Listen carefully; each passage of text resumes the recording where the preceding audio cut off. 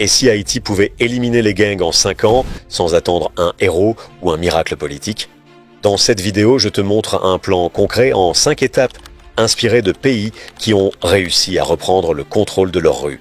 Ce n'est pas un rêve, c'est une stratégie, et ça commence maintenant. Étape 1.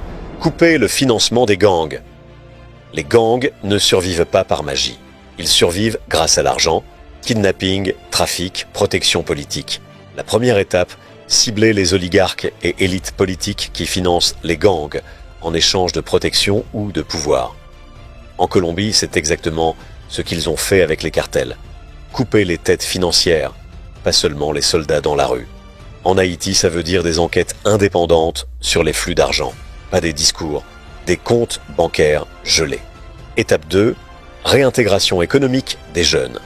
Pose-toi cette question. Pourquoi un jeune de Cité Soleil rejoint un gang? Pas parce qu'il est mauvais, parce qu'il n'a pas d'alternative. Le plan, des programmes massifs de formation professionnelle dans les zones rouges, maçonnerie, agriculture, tech, couture. Au Salvador, le programme Jóvenes con Todo a sorti des milliers de jeunes de la spirale de violence en leur offrant un revenu et un avenir. En Haïti, on a les mains, on a la terre, on a les cerveaux. Ce qui manque, c'est l'organisation et le financement ciblé. Étape 3. Réforme et reconstruction de la police nationale d'Haïti, PNH. Une police corrompue, c'est pire qu'absence de police, parce qu'elle protège les mauvaises personnes. Étape 3. Purger, former, équiper. Ça veut dire des salaires décents pour les agents honnêtes, une formation en droits humains, des mécanismes de contrôle indépendants. Le Rwanda post-génocide a reconstruit ses forces de sécurité de zéro.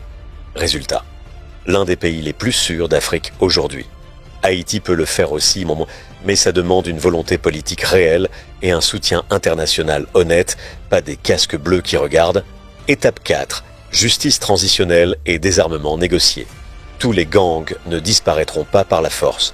Certains membres veulent sortir, mais ils ont peur des représailles ou de la prison. Programme DR. Désarmement, démobilisation, réintégration. En Irlande du Nord, des groupes armés qui se battaient depuis des décennies ont déposé les armes grâce à des négociations sérieuses et des garanties réelles. En Haïti, ça peut passer par des médiateurs communautaires, des chefs religieux, des leaders locaux respectés, des gens que les gangs écoutent vraiment. Étape 5. Renforcer les structures communautaires. Le dernier verrou, reconstruire le tissu social. Quand une communauté a des écoles qui marchent, des marchés actifs, des espaces de rencontre, elle devient naturellement résistante aux gangs. Les gangs prospèrent dans le vide. Remplis ce vide avec de la vie, de la culture, de l'économie locale. Dans les quartiers de Medellín en Colombie, autrefois les plus dangereux du monde, c'est exactement ça qui a marché. Des bibliothèques, des téléphériques, des centres communautaires dans les zones les plus pauvres. Imagine ça à Martissan, à Bel-Air, à Croix-des-Bouquets, dans l'Artibonite. Ce plan existe.